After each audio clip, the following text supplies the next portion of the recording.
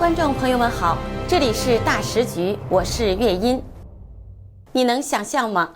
在新疆北屯的舞台上，一个男歌手突然哽咽地高喊：“记住于朦胧！”全场瞬间泪崩，观众的掌声如雷。直播的镜头把这一幕传遍了全网。那一刻，他几乎是拿着自己的前途去换真相。而在大洋的彼岸，于朦胧的老同学、定居海外的欧阳先生也站出来怒喊：他不可能自己结束生命，真正的元凶就是中共。这一句话比任何的泪水都更刺耳。但是官方却在干嘛呢？疯狂的封杀、删帖、禁言，连于朦胧3个字都彻底的404。越压越炸，舆情像滚烫的岩浆汹涌翻腾。这已经不再是单纯的娱乐圈事件，而是一场全民的觉醒。有人甚至问，这会不会成为中国版阿拉伯之春的开端呢？9月11号，中国男演员于朦胧香消玉殒，官方一句酒醉坠楼不涉刑事，试图盖棺定论，可疑点一箩筐，网友们喊着调查还原真相的声浪冲天。就在沉默与封杀的夹缝里，于朦胧的一位中学同学，现在已经定居海外，化名欧阳的先生站出来了，接受了海外人民报的独家采访。他是于朦胧生前的老友，最后一次通话还在8月。如今他直言，于朦胧不可能自己结束生命，真正的元凶就是中共。两个人是少年时相识的，结缘于中学的兴趣班，一个爱画画，一个爱摄影，从那时起变成了志同道合的好朋友。欧阳回忆道，他人很真诚，对朋友特别讲义气，即便自己疫情后远赴海外，两个人仍然常有视讯和通话。去年5月，于朦胧曾向他吐露心声，演艺圈太累了，潜规则权力让人窒息，他不愿违心奉承，有时甚至萌生退圈的想法。今年8月初，他俩进行了最后一次通话。于朦胧说很喜欢欧阳的评论，还答应要寄最新的摄影集给他。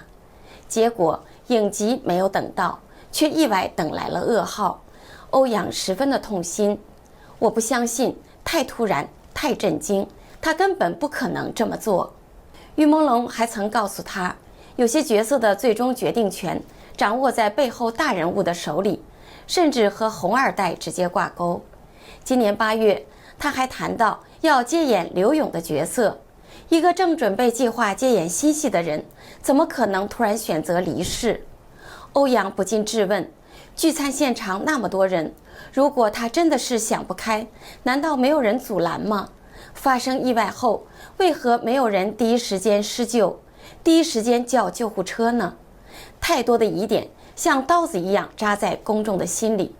欧阳直言，娱乐圈内的权钱交易、性丑闻根子都在权贵的庇护，不少女星成了小三儿，连男星也逃不过，成了男宠。于朦胧坚持清高自洁，还喜欢做公益，结果被这个腐烂的体制吞没。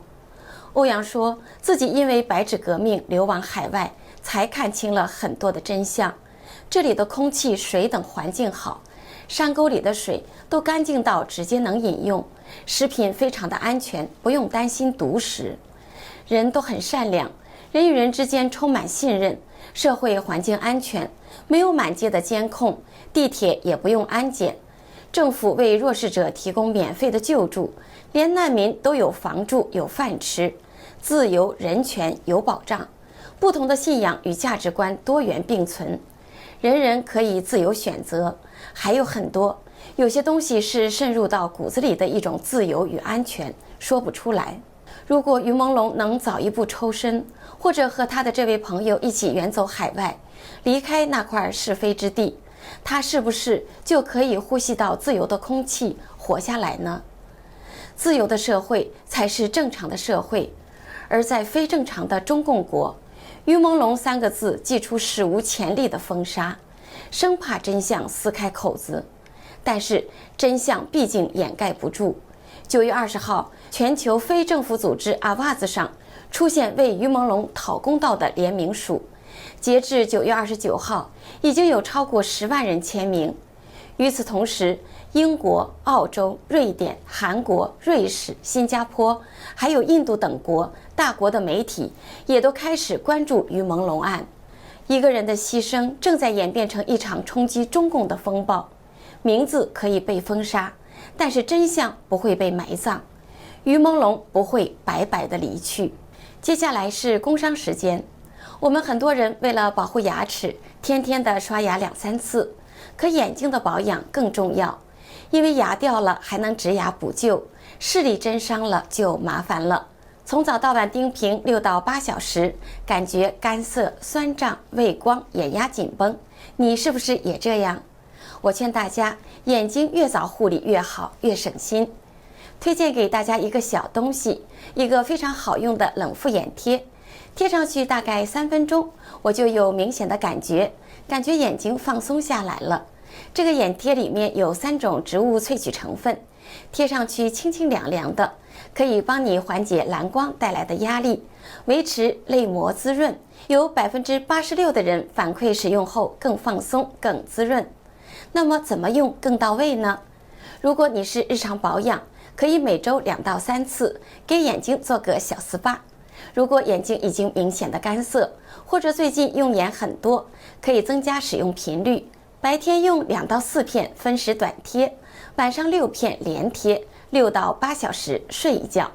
这个眼贴在工作、睡觉时都可以用。我的很多同事就是直接贴着工作，一开始会流眼泪，适应之后就可以了。用完撕下来，不扯皮也不化妆。每天不到半杯咖啡的钱，就可以给自己的眼睛一份长期的守护。需要的朋友就点击下面的链接，输入我们的优惠码大10局，还可以享受95折优惠。9月28号也是一个不眠之夜，在新疆北屯的舞台上，他的声音在颤抖，他的眼底在燃烧，他大声地喊出了3个字，让大家永远记住于朦胧。那一刻的呐喊，他把所有的压抑、恐惧、委屈都一并地倾泻出来，毁掉前途也不怕，真相就是最好的武器。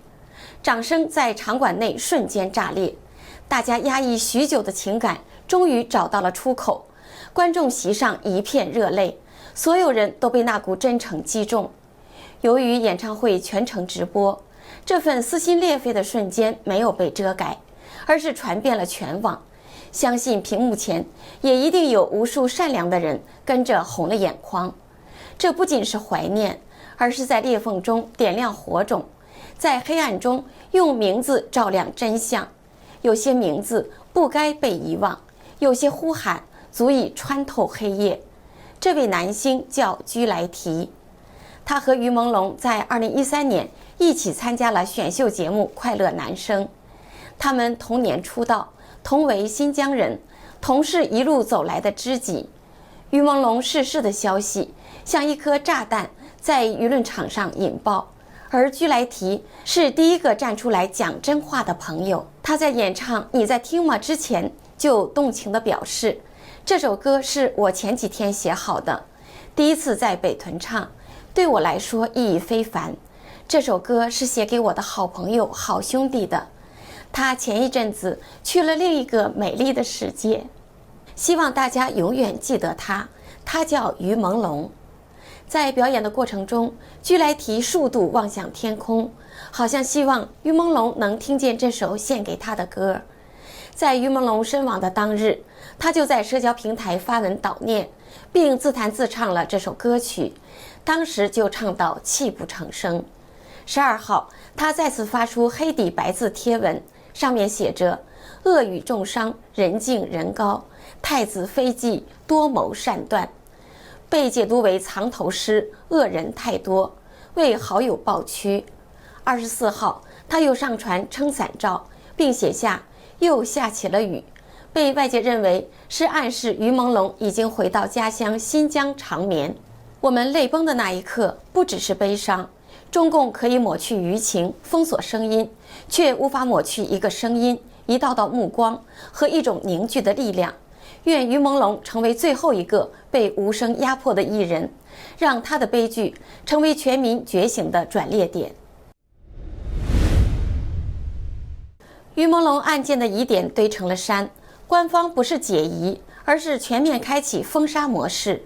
结果呢，越删越炸，网络舆情像滚烫的岩浆，压也压不住。有人痛斥一个已故的公民，名字不能提，照片不能发，整个互联网404掉他的一切痕迹，千古罪人都没有受过这样的待遇。有人质问，这是把人民的信任踩在了脚下，把法律、公平、正义踩在脚下。一个国家能熬过疾病、战争、贫穷，但如果没有正义，它终将灭亡。有人悲叹，地狱空荡荡，恶魔在人间。还有网友引用梁启超的话，大清万世不进步，而独防民之术先进各国，此真可痛哭也。如果梁启超活到今天，岂止是痛哭，没有梁启超的时代，中国的舆情也要被残酷的现实唤醒。于朦胧案暴露出党国独裁的赤裸裸残酷，揭开了权贵家族用娱乐圈做猎场和洗钱通道的黑幕，引爆了亿万人次的关注与愤怒，却被官方一刀切屏蔽。他们需要的不是真相，而是你的遗忘。但是我们会遗忘吗？于朦胧案或许正在成为压垮民众信任的临界点。不要问沉默的丧钟为谁而鸣，它就是为你我而鸣。一场全民的良知之战或将拉开序幕。15年前，阿拉伯之春震碎了中东和北非几个看似铁打的政权，起因不是战争，而是政府的腐败，彻底丧失了公信力。15年后，这场悲剧会不会引爆中国版的阿拉伯之春呢？回顾2010年12月，一名突尼斯的小贩布瓦吉吉因屡遭官员骚扰与羞辱，在政府大楼前离开人间。这一把火点燃了全国的抗议，统治了23年的铁腕总统本阿里1个月内落荒而逃。随后，火苗蔓延到埃及、利比亚、也门，一夜之间，多国的独裁政权灰飞烟灭。这些政权为什么会崩？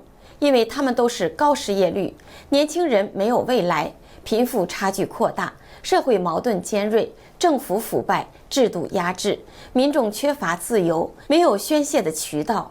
最致命的一条，政府的公信力彻底破产，最终引爆民变。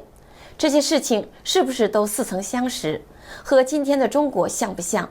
想想看，大陆这几年的现状，房地产暴雷，经济危机深不见底，新质生产力停滞，喊口号解决不了饭碗问题，青年失业率高达37%，一代人被困，高层家族财富频频曝光，比如澳洲天龙女的巨额存款，全民封口的舆论空间，这些条件和阿拉伯之春爆发前多么的相似。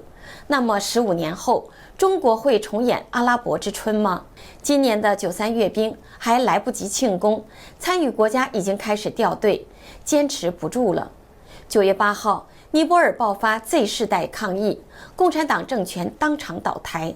紧接着，叙利亚、印尼、马来西亚、伊朗，不是政权崩溃，就是大规模的抗议，浪潮正在酝酿。中共会不会成为下一个呢？自媒体人蒋网正最近放出狠话，中共内部有一股神秘的势力正在有组织、有步骤地推进灭共，会不会有一场阿拉伯之春的剧本正在复制？先让民怨聚集，然后直指最高层。突尼斯倒下是因为一个小贩的火，中共倒下会不会从一个明星的悲剧开始？别忘了，阿拉伯之春当初没有人料到会来，直到那一天，整个世界都变了。这里是大时局，感谢您的陪伴与思考，请订阅、分享并打开小铃铛，一起在动荡中坚守真相，在黑暗中点燃希望。